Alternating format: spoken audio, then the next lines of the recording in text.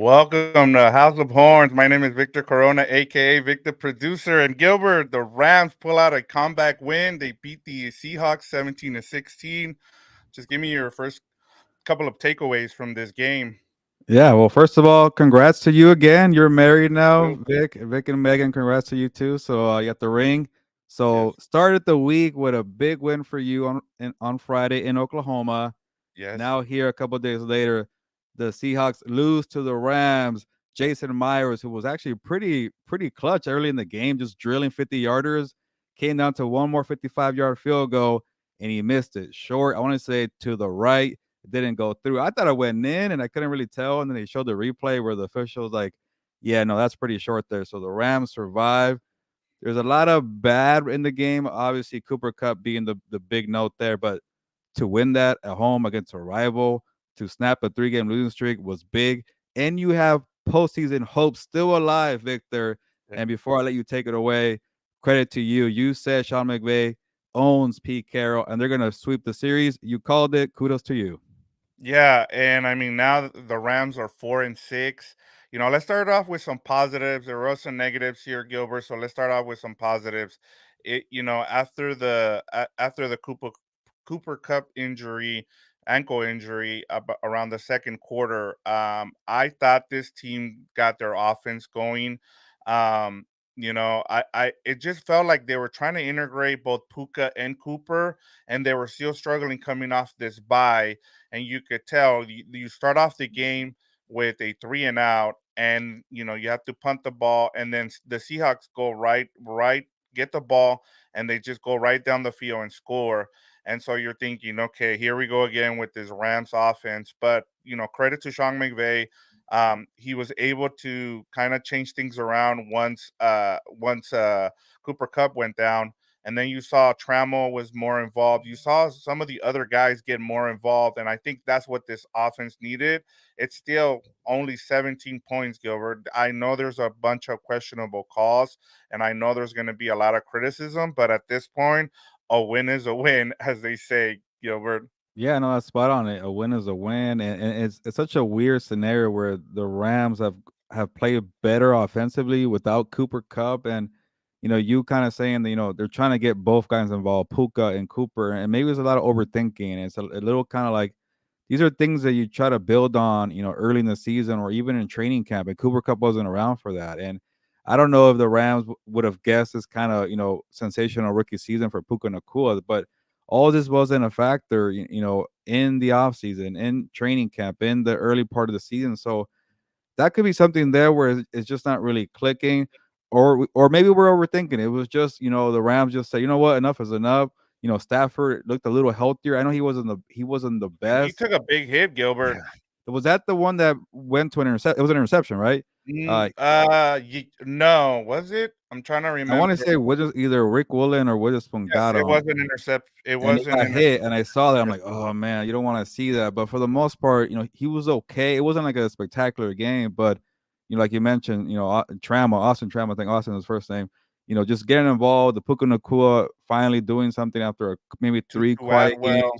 2 touchdowns, so it was and Royce Freeman stepping up with 70 something yards, so overall, it was just enough, and that's just the way it's gonna be in the NFC West battle, and like you mentioned, Victor, like, for whatever reason, Sean McVay has Pete Carroll's number, and we've mentioned it in the previous show that these Seahawks, you could catch them slipping. They're not ready. They're not on point. They're not in sync. Like, yeah, the defense is a little better, but what's the big whoop there? The Rams' offense hasn't really done much all year. Geno Smith went out. I know that was a big factor that we should highlight, but even with Geno in the game, they weren't doing anything. That's why this team has been a disappointment. They're loaded. They're not ready to click. They're not even probably ready for the 49ers next week. That could be a blowout, but the Rams caught them at home, and that's what you want to do to kind of have that little small chance of hope. Yeah, and going to the Seahawks, you also had 12 penalties for 130 yards. And that's been my biggest issue with the Seahawks team is they're so, there's even with Pete Carroll, you would think that this team would be well coached, you well focused. And you can't have 12 penalties. You can't be giving away yardage like that. And I felt like the Rams didn't really take advantage of it until the end, until the second half. Once they I and I know a lot of people are gonna make the excuse that, hey, Geno Smith went out, you had Drew Lock go in there and things flipped. And yeah, that's the way it is. But you also have to have a backup. We saw the Rams lose, with their backup against the Packers. So the things even out in this league, Gilbert, we've talked about it, injuries. You have to be able to play with the guys you have. And I just want to give you some quick stats just so we get them out of the way. Matthew Stafford, 17 of 31 for 190 yards. Royce Freeman, I know there was a lot of um, kind of overthinking from Sean McVay running the ball three times with Royce Freeman. And I know there's going to be a lot of criticism, after this game. But once you win this game, nobody's going to really, care. But there will be questions in terms of some of the game management, especially too, Gilbert, with what happened at the end there. Throwing the ball when you should have ran the ball, you would have probably buy yourself another minute, and then you don't have Ram fans having a heart attack or having to hold on to this win. And then I'll finish off with this. Daryl Henderson, 6 carries for 1 yard, 1 touchdown, and Puka Nacua, 5 receptions for 70 yards and a touchdown. Yeah, I do want to go back to that final drive for the Rams. It seemed set up like they're gonna run out the clock, maybe get it down to like, single digits, get a touchdown and game over. And then they threw the ball there and it was like, what are you doing there? You kind of bought them extra time and also they still keep their timeout. So it was just kind of a bad play. I'm like, okay, they're gonna ruin it right here. And then the Seahawks caught a break too. I think where the ball wasn't actually a catch, so I think they didn't need to burn a timeout or they saved time. But where the Seahawks also messed up, it was kind of a lot of mistakes down the stretch. It was like, Gino, you're gonna spike the ball with 7 seconds to go. Why don't you take a shot, quickly down the field for a touchdown, or even to get a little quick out for 10 extra yards for your kicker? If you're gonna do that, because the Broncos was like, why are you not spiking when there's 3 seconds left? So that was kind of weird. And sometimes when you set up for the field goal, you're asking a lot. I get you have a great kicker, and on the flip side with the Rams is like you have a young kicker, so you're probably trying to do a little more, little extra. That kind of bit them, and then with the Seahawks, they didn't do enough. So at the end, it was kind of like one of those games like whoever has the ball last will make the biggest mistake, and the other team will win. That's kind of the way it turned out. But again, I don't want to harp on the negative. It was one of those games you just needed to win. And again, more credit to Raheem Morris and his defense that's lacking star power, but they're always playing well. They're always being coached up the right way. I know Darion Kendrick never like really stands out, but when he's aggressive and being feisty, he seems to get under the skin of the other DK Metcalf and his wide receivers. So I know you want to see more from Kobe Durant. You want to see more from the safeties. You want to see more from everybody, but they play well in a scheme, and sometimes it's bend don't break. And I think it's better than that kind of than bend don't break approach. They do better. They don't get turnovers. They don't make game changing plays, but they give you enough to win the game. So I want to make sure we give them credit, for that unit. Yeah, and I'm with you because I'll give Jordan Rodriguez credit for this. She kept tweeting about it and how they were putting out four safeties out there and giving different looks to Shane Waldron, who knows, that was the other thing too. I know it wasn't a it wasn't a big thing that was publicized, and I know in the broadcast they talked about it, about Brett Rippon being brought in to the practice squad and then being asked some of the details. And then Shane Waldron he also knows some of the Sean McVay offense. So there's a lot there that they took. But to your point, Gilbert, Darion Kendrick, I thought it was huge, with that big interception with 6 minutes and 43 seconds to go in the fourth quarter. Also, just making the dumb penalty, that was just, that probably would have given you a little bit more. You don't need those to take away those 15 yards, going over there to the going over to the sideline and then chirping at Geno Smith. But it was just whether it was a big stop by Aaron Donald, the whole defense played really well, especially after that first drive, where they gave up the touchdown. We got Daniel Calderon again. Just want to shout him out. He was saying thank God, and then he says Puka was awesome, and I thought he pretty much changed the complexion of this game too.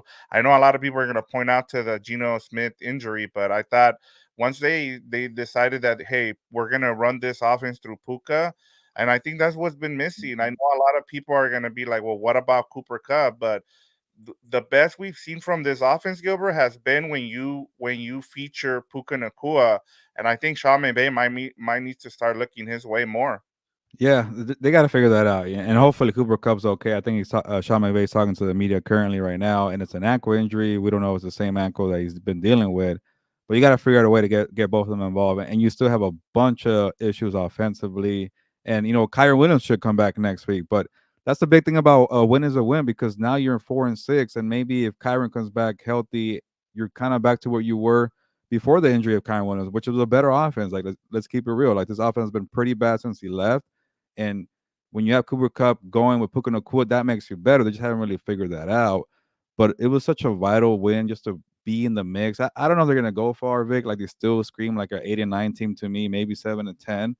But you get the Cardinals next week. I know the Cardinals are not the same team that they were. They have Kyler Murray. They're a little more feisty, but you could win that game, I think, in Arizona. So after that, it gets a little tough. I think you got the two AFC North teams, the Ravens and the Browns. But again, one game at a time, Yep. and they're in that position right there, and they got to figure something out with the wide receivers. You're spot on there, Victor. But whenever they need to play or when they want to, win a game or have their season on the line, the rookie steps up. Puka Nacua is always a go-to guy. So that was pretty cool to see. And even Sean McVay had a better coaching game. Like he was getting some good play calls, good design.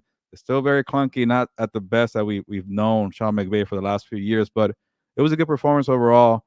Bounce back, offense, defense. You want to win by more. I get that. And on the Seahawks side, people are going to point to, yeah, Geno Smith and also no Kenneth Walker. That was a big thing. But it's not like the Seahawks knew how to run the football before. They've been struggling running the football with Zach Charbonnet and Kenneth Walker. And I know Geno Smith had that nice second half a week ago versus the Commanders, but he's been struggling up and down. So take all the credit, Rams. You earned this one, because these Seahawks have not proven to us they can be consistent and winning games in a dominant fashion with 4 quarters. You caught them. You said, hey, these are your mistakes. We're gonna expose them, and they did that today. Yeah, and especially coming off a bye, you want to be. I know Sean McVay doesn't have a great record, but you took advantage of that, and like we said, you have to just take the fact that you won. Yeah, it was 17-16. You get your second win at home, and it's against a divisional opponent. And then one more thing I wanted to point out, I just wanted to give credit to Jordan Rodriguez as well. She said that she was saying that this might be the first November win for the Rams since 2020. She was checking on it, but it sounds Hmm. about right. I was trying to do Yeah, there was a I there was a know, losing streak in the Super Bowl year. Yeah. right, exactly. So yeah, and then they were playing the boombox in the locker room today. So I mean, it seems like everybody is enjoying. When you escape with a win like this, especially against it's even sweeter when it's against a divisional opponent. And and you go 2-0 against the Seahawks, a Seahawks team that everybody was projecting to be a playoff team. I think they still get into the playoffs, but their schedule is tough down the road too, Gilbert. Yeah, and I was actually looking at the standings right now. So the Seahawks are 6-4, and the Vikings are 6-4. Actually, they flip. Vikings are number 6 right now, and the Seahawks are number 7. Then after that, like it's a bunch of ties: 8, 9, 10, 11, Yeah. including the Rams, are all 4-6. Packers, Rams, Falcons, Buccaneers. So it looks like it's gonna be a 2-game separation for that playoff, the last seed there, or even the sixth one. That's kind of maybe better for the Rams. These two teams, the Vikings and the Seahawks, have not created separation. So hey, better odds of one team messing up down the stretch. And the Vikings have to play the Broncos tonight for Sunday Night Football. Yeah, I'm sure a You know, lot of Ram fans are yeah, going to be rooting for the yeah. Broncos Forget tonight. the Josh Dobbs story. They want to see Russell It's Wilson do yeah. something, and but it's a good win, and for the Rams, like to kind of Yeah, give you a go full. ahead. Go ahead and give us your final thoughts there, Gilbert. Sorry. Yeah, I I just know we want got to to say, run. I'll go to that. My, full disclosure, like I actually had Jason Myers in fantasy football. I'm like, this guy's going off. Like I kind of maybe want some of those points there. For 55, that'd be 5 points for me. And he missed it. So I'm sure it was just a good relief for everybody, like Daniel Calderon here in the comments. Aaron Donald making a game changing hit. Yeah, like there's so many plays that could pinpoint. And shout out to you, Daniel. But I'm sure it was just a relief because it was a struggle for 3 games, and sometimes you kind of just need that extra push to win a game. And a great kicker missed it. And again, like I keep repeating myself, Rams fans as well should take the full credit for being a team that's been inconsistent and then kind of beating them at their own game too as well. Yeah, and I think for me it's just keep Matthew Stafford healthy. As long as you have him, and then I think it's time for the Rams offense to be featured around Puka Nacua. I think he gives you the best chance to win games, and with with Kyron Williams, hopefully coming back in Week 12, then now you get to see a little bit more. You go on the road, you're going to Arizona. You want to win these kind of games, and that's pretty much it for me, Gilbert. Let me see what else we have. And then Daniel Calderon continues. He says Byron Young again making big plays. Yeah, he's been impressive. The rookies have been really impressive, Gilbert. Whether it's been him, it's been why am I blanking on his Kobe Turner. They've been really good this season. They made great plays. Do you have a who's your moving on here? Rams Seahawks 12 pack player of the game for you? Yeah, I don't want to steal yours, but I have a feeling you might go defense here. So I'll go with the obvious one. That's why I'm kind of worried if I take yours. But No, go ahead. we, I can we need always adjust we you. need a win, and you need some big time plays. Go back to Puka Nacua, number 17, the rookie out of BYU, and a reminder: we're trying to give away a Puka Nacua jersey on House of Horns. Help us get to 1,000 subscribers. Spread the word if you're watching the live or the replay, and check out the preview show every Wednesday night to learn rules about the Puka Nacua giveaway. Plug right there. But he was sensational today, and I know it was a long time ago, the last time they had a win, but the Colts game, the first Seahawks game, like he's always stepping up when they win. The two factors have usually been Puka Nacua doing well, or Kyron Williams doing well, or the two at the same time. So Puka stepped up. Take the 12 pack of beer and maybe share it with your quarterback who's been hurting, playing well, and everybody else on the offense as well. Yeah, I'm gonna go. That's a good call. I mean, like I said, you got to feature the men more a little bit. Just Cooper Cup. I feel like they're trying to focus in too much on him. But for me, it's Arion Kendrick. We've been super critical of him this season, and rightfully so. And he made the big interception. They got the ball back, and they were able to drain a lot of the clock. Sean McVay almost gave it back, but you know what? You win this game, and that's all that matters at this point, Gilbert. I mean, there's nobody's gonna go back and be like, "Hey, give us back that win." They won, and now they're 4-6, so they're on a one game winning streak. So, and now they get ready for a winnable game against the Cardinals.